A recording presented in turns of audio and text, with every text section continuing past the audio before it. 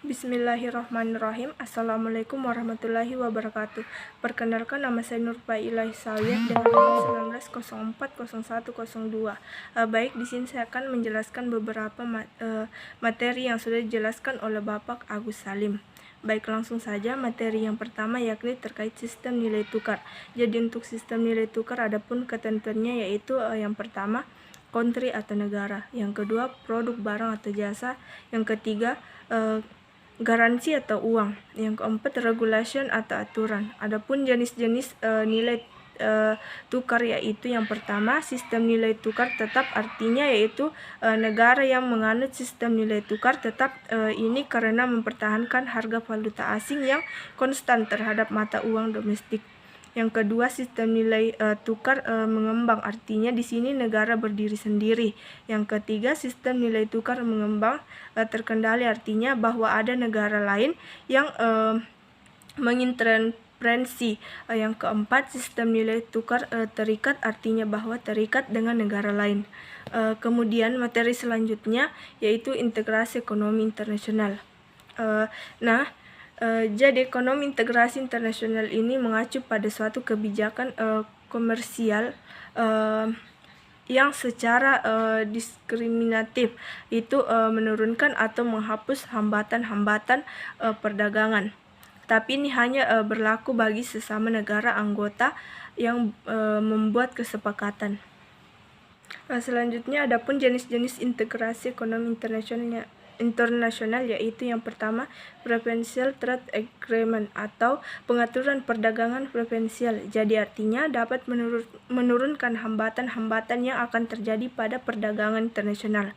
Tapi ini hanya terjadi kepada negara sesama anggota. Yang kedua, trade area atau kawasan perdagangan bebas, artinya bahwa dapat menghilangkan dalam hal ini tidak ada biaya ekspor impor. Yang ketiga, custom union atau persekutuan pabean, artinya semua negara anggota integritas ekonomi dan bukan negara anggota ini mewajibkan untuk menghilangkan seluruh hambatan.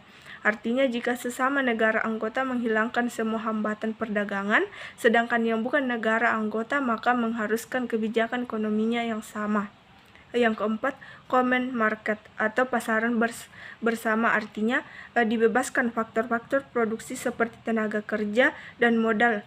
Artinya ini dibebaskan dari hambatan. Yang kelima, economic union atau uni ekonomi, artinya pada ekonomi union di sini yaitu menyeragamkan kebijakan fiskal dan moneter yang berlaku dalam suatu kawasan. Selanjutnya perbedaan trade creation dan trade diversion. Jadi yang pertama yaitu trade creation.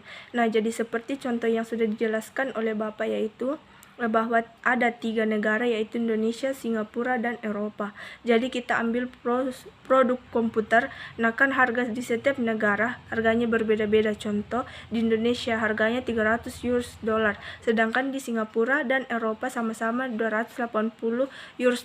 Jadi bisa kita lihat di sini bahwa selisih harga produk ini sangat kecil. Jadi dikarenakan posisinya di sini Indonesia yang mau mengimpor komputer, makanya di sini Indonesia tidak dikenakan biaya masuk. Jadi di Singapura dan Eropa sama-sama dikenakan biaya masuk sebesar $30.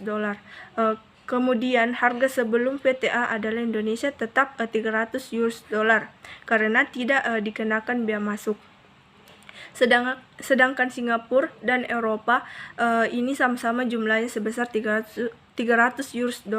Kemudian harga setelah VTA dikarenakan Indonesia dan Singapura ini adalah negara yang saling berintegrasi, makanya komputer di Singapura itu tetap $280. Artinya hambatan-hambatan seperti biaya masuk itu sudah dihilangkan karena saling berintegrasi. Sedangkan di Eropa itu tetap dikenakan biaya masuk karena tidak saling berintegrasi. Jadi bisa disimpulkan bahwa trade creation ini muncul karena harga produk secara internasional terhadap harga produk dalam kawasan perdagangan bebas VTA sangat kecil, sehingga ini memberikan kesejahteraan yang tinggi bagi negara anggota atau negara yang saling berintegrasi.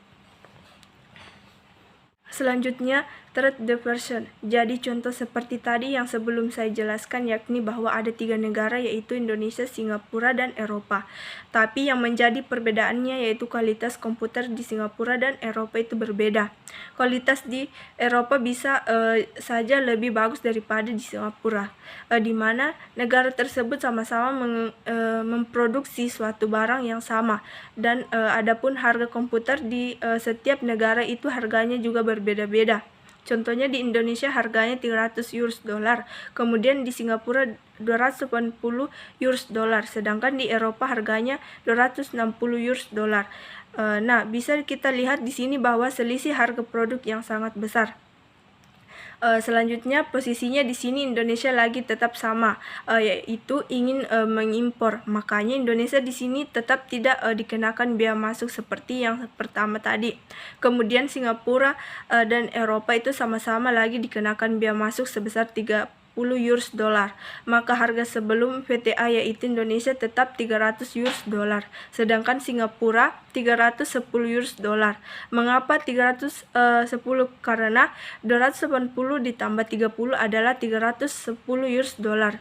Begitupun dengan Eropa tadinya. Selanjutnya bisa kita lihat di sini bahwa karena Indonesia dan Singapura adalah negara yang saling berintegrasi, makanya di sini Singapura tidak dikenakan biaya masuk, sedangkan Eropa bukan negara yang saling berintegrasi, makanya harga komputer setelah VTA di Eropa itu adalah 290 US dollar. Bisa dilihat selisih harga komputer di Singapura dan Eropa, harganya hanya selisih 10 US dollar. Walaupun harga selisih 10 US dollar,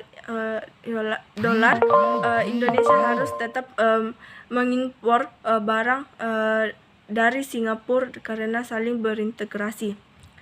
Sehingga bisa disimpulkan di sini bahwa trade diversion ini sangat merugikan atau mengurangi kesejahteraan anggota. Mengapa demikian? Karena jika bukan karena aturan, maka bisa saja Indonesia ini membeli barang dari Eropa, karena dilihat dari kualitasnya Eropa jauh lebih baik daripada Singapura.